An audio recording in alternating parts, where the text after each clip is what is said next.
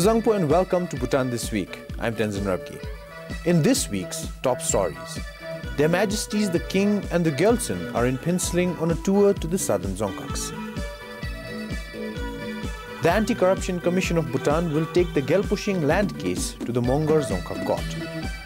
And the government has promised to adequately compensate the villagers who will be displaced by the 540 megawatt Amuchu hydropower project. His Majesty the King and Her Majesty the Gyaltsen are in penciling on a visit to the southern Dzongkhaks. Yesterday, His Majesty visited the College of Science and Technology in Rinchinding and granted an audience to the faculty and students of the college. Speaking to the students, His Majesty highlighted the new challenges facing the younger generation in a changing Bhutan. His Majesty reminded them to take full advantage of opportunities to acquire the right skills, competence and wisdom for a successful future. His Majesty also granted an audience to officials and members of the Indian community and the Bhutan-India Friendship Association. His Majesty also met Chuka Dzongkhak and local government officials. Pedestrian Day will now be observed only once a month on the first Sunday. This was decided in a meeting of the Lhengi Jungsok on Tuesday. It comes into effect immediately, which means the 2 remaining Tuesdays of this month will not be pedestrian days. The next pedestrian day falls on the 2nd of December, a Sunday. The decision was made after close consultation with the public. Exceptions on pedestrian day will continue to be made for public buses, emergency services, vehicles for essential services and tourist vehicles. Taxis, however, will no longer be allowed to move on pedestrian day. The 5th of June, which is the World Environment Day, and the date on which pedestrian day began this year, will be maintained as pedestrian day also. The Anti-Corruption Commission of Bhutan will prosecute the Gelpushing land case at the Mongar Dzongkhak court. On Wednesday, the commission registered over 70 cases with the court. The Anti-Corruption Commission first forwarded the case to the Office of the Attorney General on 31st August this year. The Office of the Attorney General, however, returned the case to the Commission on September 19th. The Attorney General stated that there was no basis to pursue the case. Following that, the ACC reviewed the laws, examined their relevant provisions, and consolidated charges for prosecution. Meanwhile, the Prime Minister and concerned ministers will voluntarily return the land allotted in their name or in the names of their immediate relatives to the government. The Cabinet decided that the land, if allotted to the immediate relatives of any chairman of land allotment committees, will be returned to the government. It also says, since no laws were violated, all other recipients shall not be required to surrender their plots. Meanwhile, the government also said no administrative actions will be taken against the chairman and members of the land allotment committees. The press release says it is not appropriate and practical to take action as the case is over a decade old and many of them are no longer in the public service. It says the government's focus is to prevent corruption now and in the future. The Mongar Dzongkhak engineering sector has been involved in corrupt practices while awarding contract work to some of the construction agencies. This was revealed in a detailed report on lapses and corrupt practices in awarding the construction work. The report was presented at the Dzongkhak Tsoktu in Mongar on Monday. Following an order from the previous Dzongkhak Tsoktu, an investigation team was formed to investigate a written complaint lodged by some of the contractors. The complaint letter states that the Dzongkhak engineering sector was involved in corrupt practices while awarding works to Sonam Chofel Construction. The investigation team presented a complete report to the House yesterday.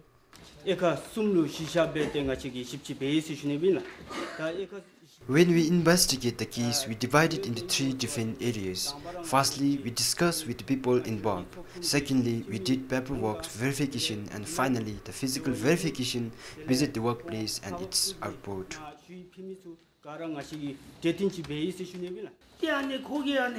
We found out that the tender was floated again and again till that particular contractor got the work.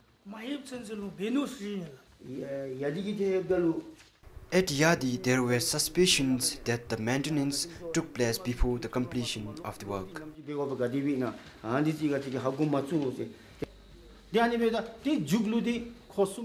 3 construction companies, Sonam Chofel Construction, Tashi Gongfel, and KH Construction owned by the same family members.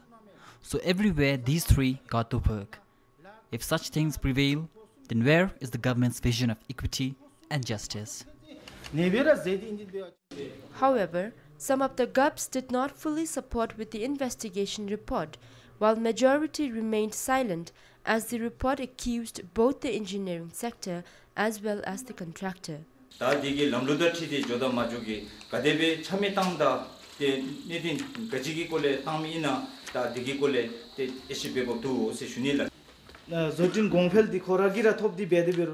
the work is awarded to a construction company, and since they have other work to do, the contract work was given to a second person, but the construction company says that the work was done by them. So I see a problem in this. These things are not new. The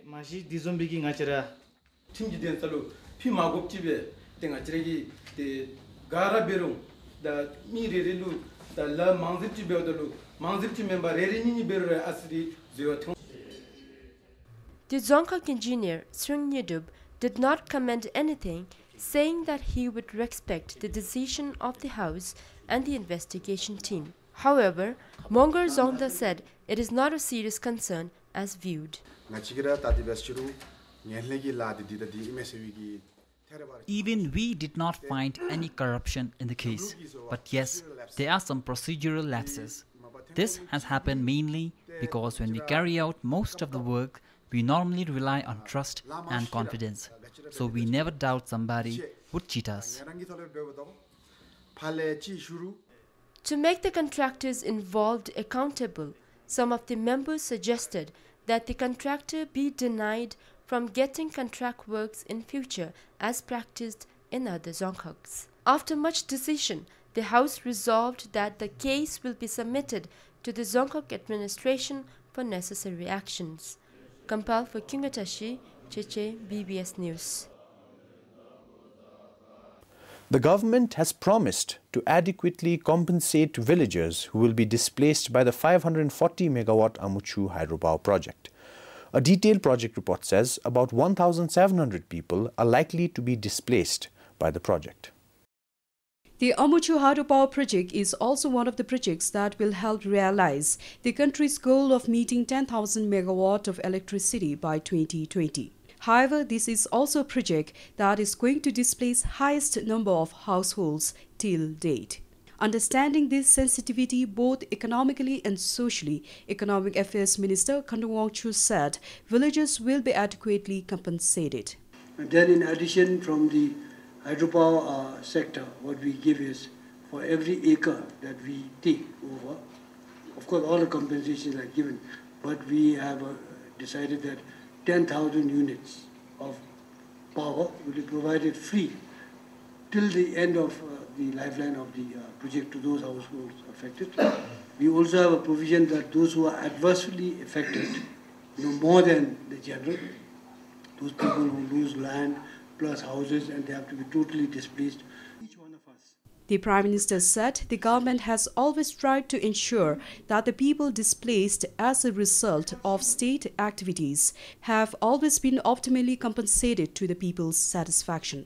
But of course, while that is the endeavor, that does not necessarily happen to the fullest satisfaction of the people. Nobody likes to be, displaced, or nobody likes to be removed, even for better compensation.